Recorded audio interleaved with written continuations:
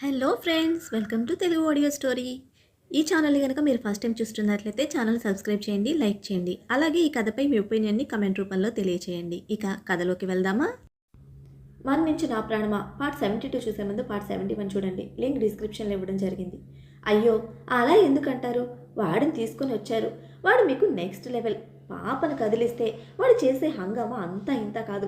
అందుకే వాడిని అత్తయ్య గారు ఇంటికి తీసుకువెళ్ళిపోమని చెప్తే వాడిని డ్రాప్ చేయడానికి వెళ్ళారు దత్తు అని చెప్పడంతో వెరీ గుడ్ అని అన్నాడు జ్వలంత్.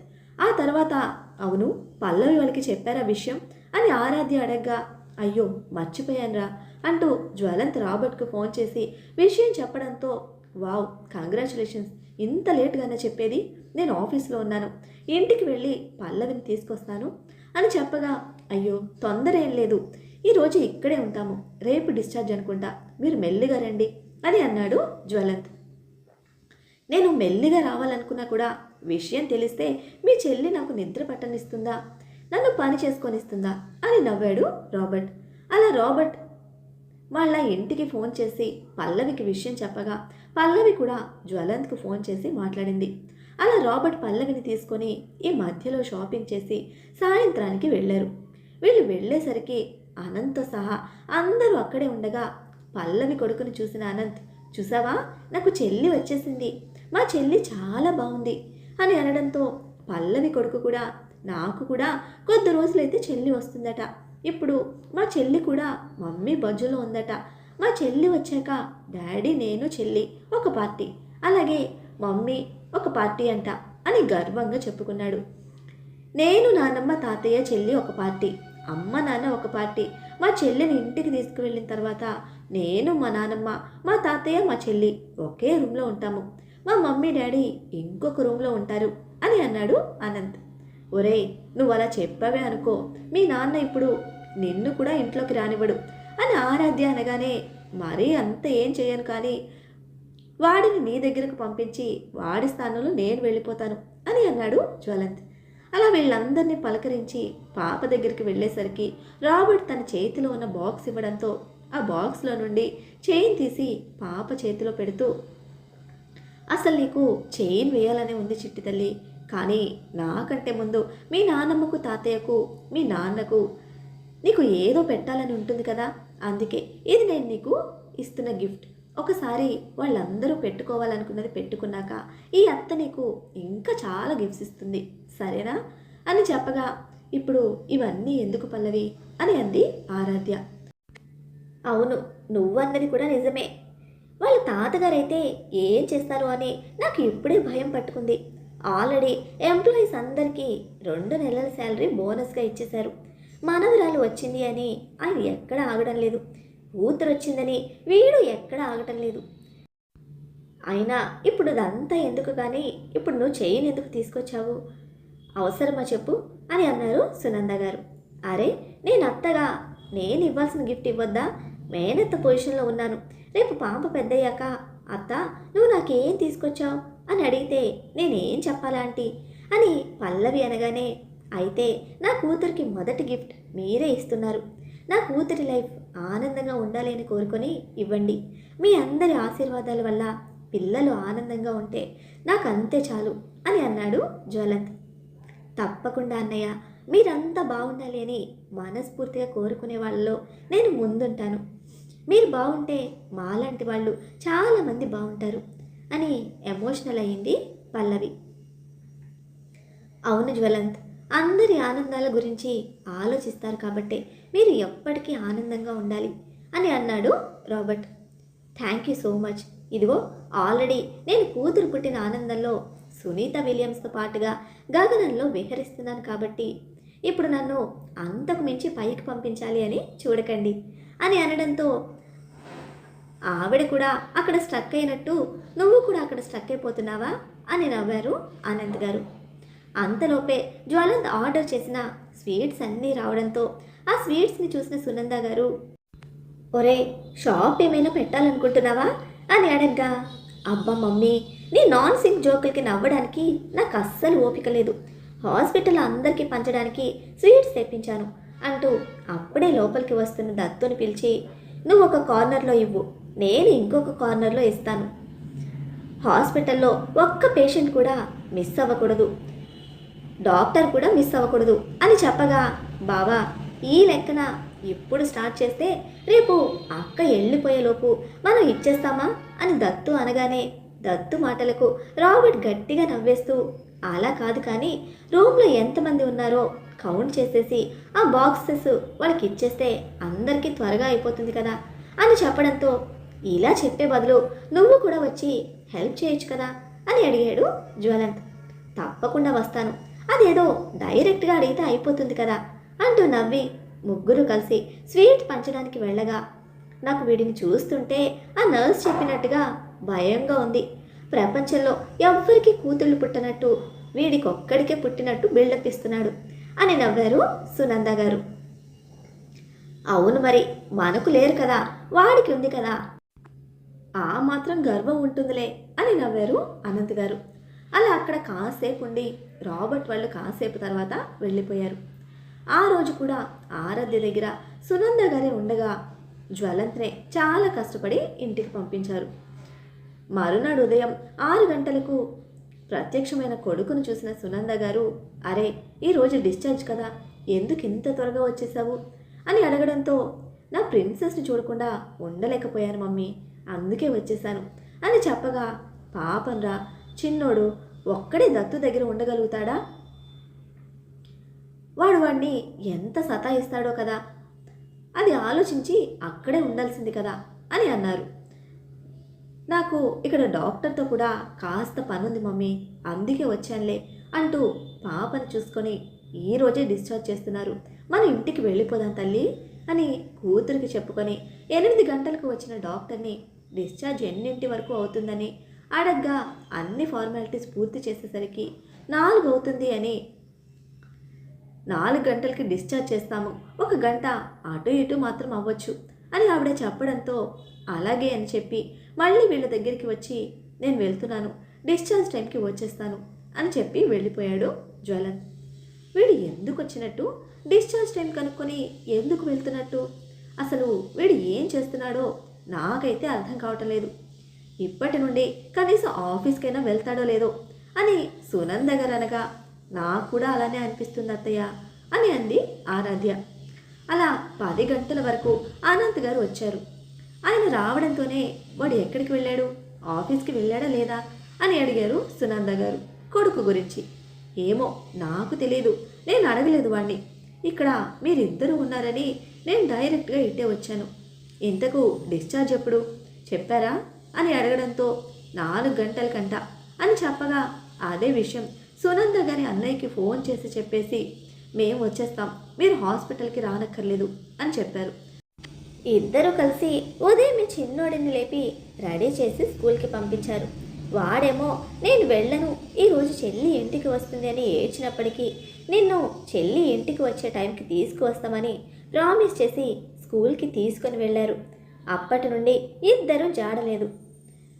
ఏదో చేస్తున్నారని మాత్రం నాకు అనుమానం వస్తుంది అని నవ్వారు అనంత్ గారు. మధ్యాహ్నం 3 గంటల వరకు వచ్చాడు జ్వలంత్. తను వచ్చేసరికి డిశ్చార్జ్ ఫార్మాలిటీస్ అన్నీ పూర్తయిపోయాయి. అప్పటికి దత్తు బాబుని తీసుకొని డైరెక్ట్గా హాస్పిటల్కి రాగా, ఒరేయ్ వాడిని ఎందుకు తీసుకొని వచ్చారు, హాస్పిటల్కి ఇంటికి తీసుకువెళ్లాల్సింది కదా అని అన్నారు అనంత్ గారు. అవును మేము అలాగే అనుకున్నాము, కానీ సార్ వినలేదు. వాడి చెల్లిని వాడే హాస్పిటల్ నుండి ఇంటికి తీసుకువెళ్తాను అని కాచు కూర్చున్నాడు. పెద్ద పుడింగి కదా మరి అన్నగారు కార్ డ్రైవ్ చేస్తూ తీసుకువెళ్తే చెల్లిగారు వస్తుంది అని అనడంతో అతని తల మీద ఒక్కటి పీకి, నా కూతుర్ని కొడుకుని ఏమంటున్నావు నువ్వు అని అన్నాడు జ్వలంత్. బాబోయ్ బావా, నేను వాళ్ళని ఏమీ అనట్లేదు, నువ్వు ఇలా టిపికల్ డాడీ రోల్లోకి రాకు అని దత్తు నవ్వాడు. అలా అన్ని ఫార్మాలిటీస్ ఫినిష్ చేసి హాస్పిటల్ బయటకు వచ్చాక సునంద గారు కొబ్బరికాయ కొట్టి దిష్టి తీయడంతో అందరూ 2 కార్లలో ఇంటికి బయలుదేరారు. ఒక కారులో అనంత్ గారు, సునంద గారు, పాప బాబు ఆరాధ్య కూర్చోగా మరొక కారులో దత్తు అలాగే జ్వలంత్ కూర్చున్నారు.